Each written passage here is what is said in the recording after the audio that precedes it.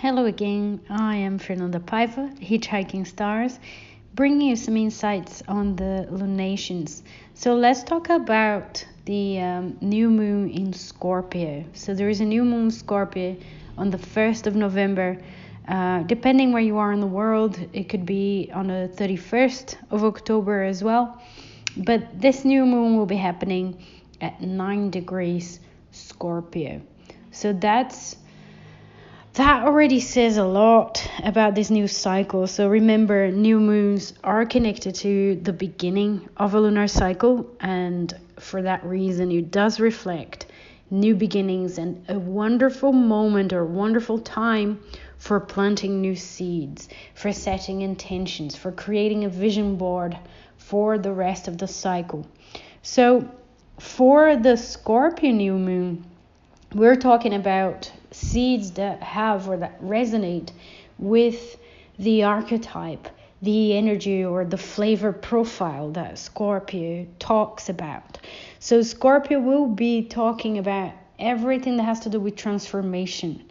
So transformation, depth, getting in touch with our emotions, with intense emotions as well, but also with our passions, with the things that we really truly care about.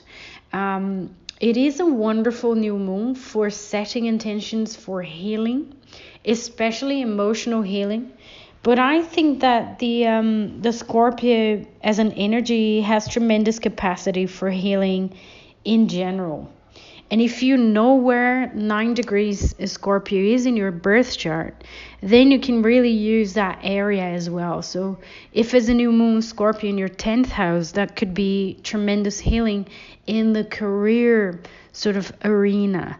Or if it's in the first house, it could be connected to your identity and who you are. In the 6th house, it could be job related, but also healing of health and so on. So if you have that piece of information, that could be really useful for you as well. But just keep in mind that one of the key words for this new moon is healing, regeneration, and transformation. Now, Scorpio not always, obviously, as you may already know, Scorpio not always talk about the easy things. And Scorpio at best will be talking, yes, about regeneration and transformation, but there is also a path to get there.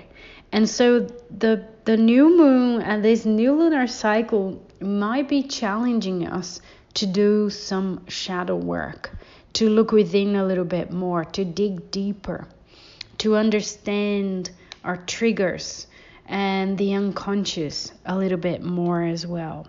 So do some of that shadow work is also under the spotlight with this new moon for this new lunar cycle. Now, as usual, let's talk about some facets of the chart of the new moon. So I have the chart of the new moon open right in front of me. And also before that, let's talk about the 9th degree of Scorpio as well. So I always bring you that imagery that we have with the Sabian symbols. And the Sabian symbol for 9 degrees Scorpio is a fellowship supper reunites old comrades. So the fellowship supper reunites old comrades. So there's something about the past, because we're talking about old comrades, but there's also something about a fellowship. So something about a group, about other people, about getting together. So I think this new moon, part of the clue here that the degree of this new moon is giving us is that the healing, the transformation, the regeneration involves the past and involves other people as well. So groups or family members or relationships as well that we have or we've had in the past, and we're ready to do some work on it, to move past some old resentment potentially. I think that's one of the things that Scorpio can also resonate with. If you think about Scorpio as fixed water, we've got frozen or congealed emotions. And so the new moon Scorpio with this particular Sabian symbol as well could be a wonderful time for us to defrost some of these emotions. This lunar cycle in particular could be a wonderful one for doing that work, for really freeing some space in our psyches by healing those emotions, by letting go of these old resentments or anything that has to do with the past relationships, past connections as well.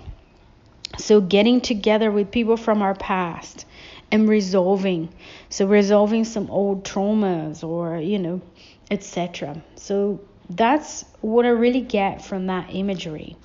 Now, looking at the chart of this new moon, we really have, or I really have, a kind of a continuation or a feeling of continuation from what I just shared with you as well, because there's quite a lot going on in this chart that I want to talk about, and a lot of it seems to be pointing out to regeneration and that feeling of reclaiming our power, which is something that's also a very powerful theme that I relate to Scorpio and both rulers of Scorpio, so planet Mars and planet Pluto as well.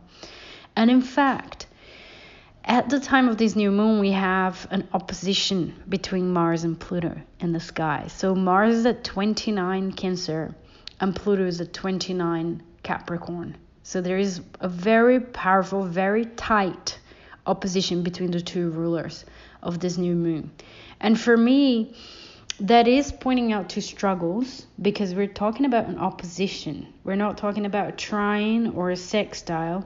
We're talking about an opposition. So the feeling that we might have to face obstacles, that we might have to get through some stuff. And again, with Scorpio as well as Mars and Pluto, we don't go around it, we go through it.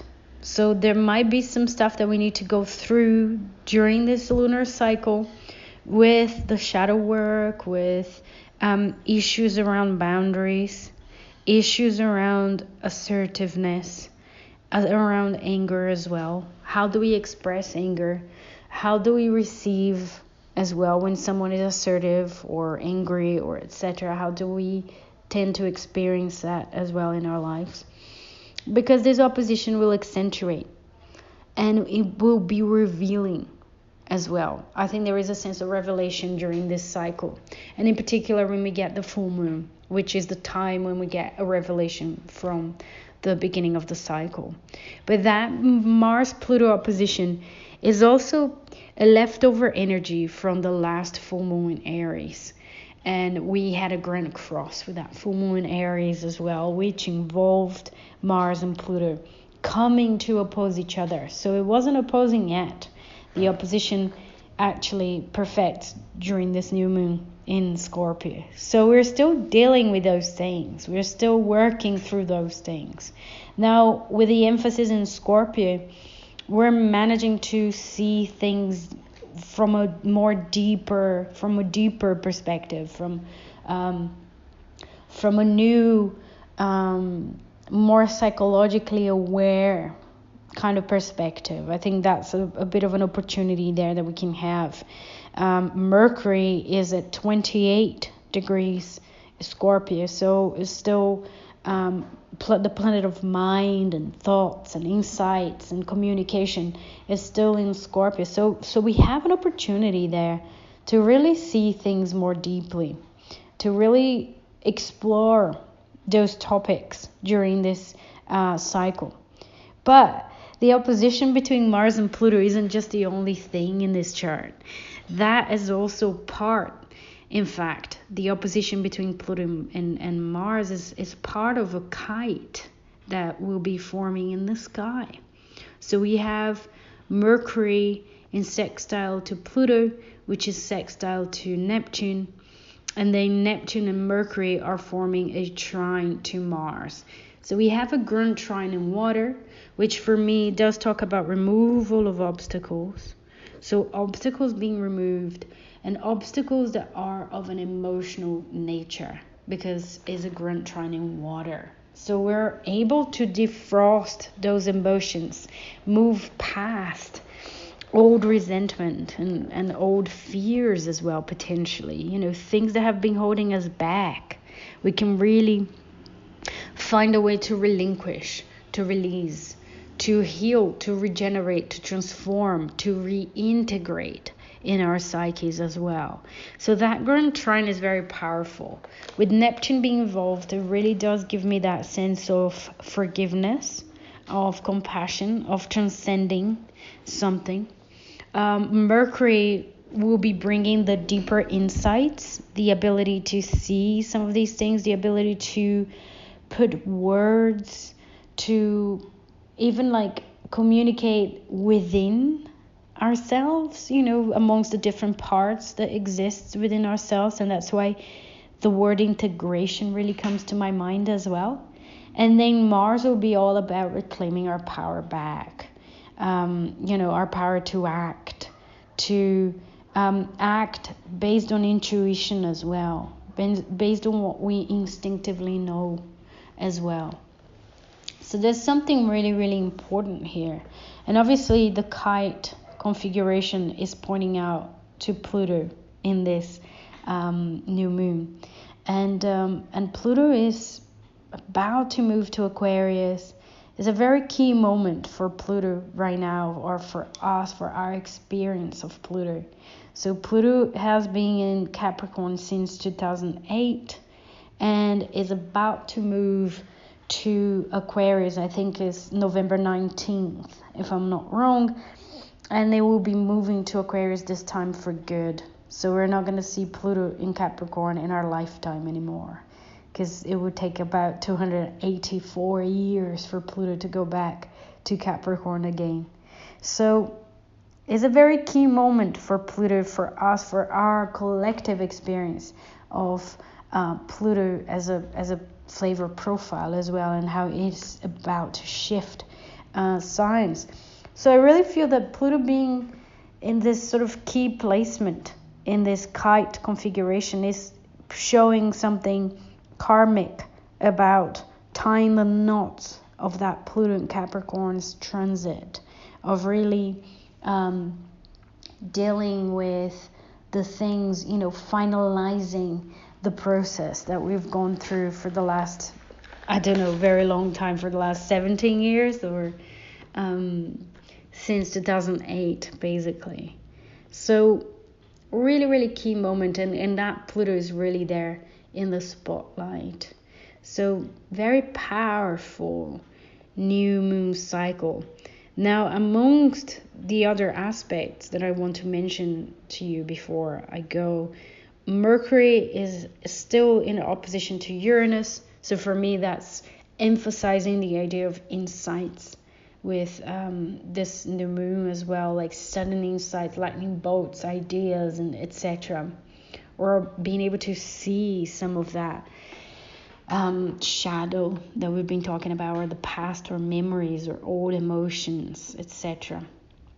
So Mercury and Uranus in opposition, but also this new moon is in a trine to Saturn. So Saturn is at 12 degrees Pisces, and the new moon at 9 degrees Scorpio is in a trine to Saturn. So for me, that really says something important about the seeds that we plant during this new moon, that they can really come to fruition, because Saturn really wants us to make something, to bring something to life, to bring to fruition, to manifest something in a more tangible way. So we could definitely bring something tangible with these strong emotions and healing and transformation and the reclaiming of our power and etc.